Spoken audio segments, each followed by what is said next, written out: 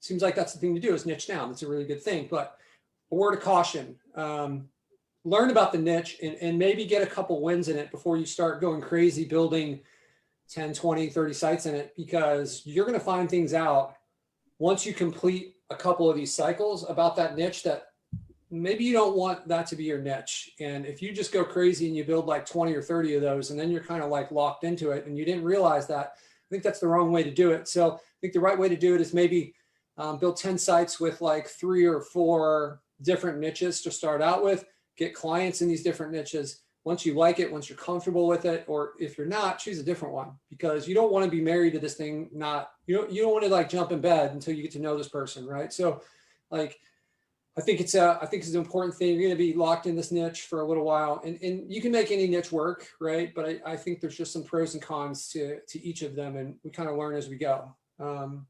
There's stereotypes that exist.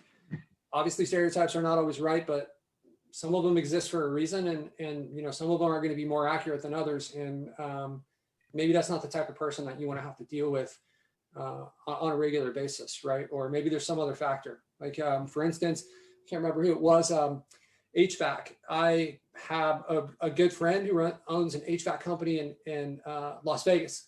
So we had built this AC repair site in Vegas, and it took us like a year to rank it ultra competitive. HVAC, selling air conditioning and stuff like this in one of the hottest places on earth, with like almost 2 million people in the area, right? So it took us all this time to rank this site.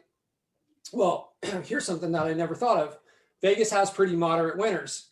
So when someone's furnace breaks down, this is the type of job that they would want in the winter, right? But if someone's going to spend $6,000 or $5,000 to replace one of these, they're usually going to replace their air conditioner at the same time. So then it starts to look like it's a like $8,000 to $10,000, $12,000 job to replace these units. And a lot of these people are just like, well, I'm just going to hook up a space heater because it's not that cold in Vegas, right? It might get into the 30s a few nights. So we'll just be cold, and we'll run the space heater, and we'll save this expense. So what does that mean for someone trying to grow their air conditioning company? It's feast or famine, right? In the summertime, we can blow them up with tons of leads, but they can't hire anyone that's going to work for them. They can't promise a full-time job throughout the year. They can promise seasonal work, which makes it very hard for them to grow their business.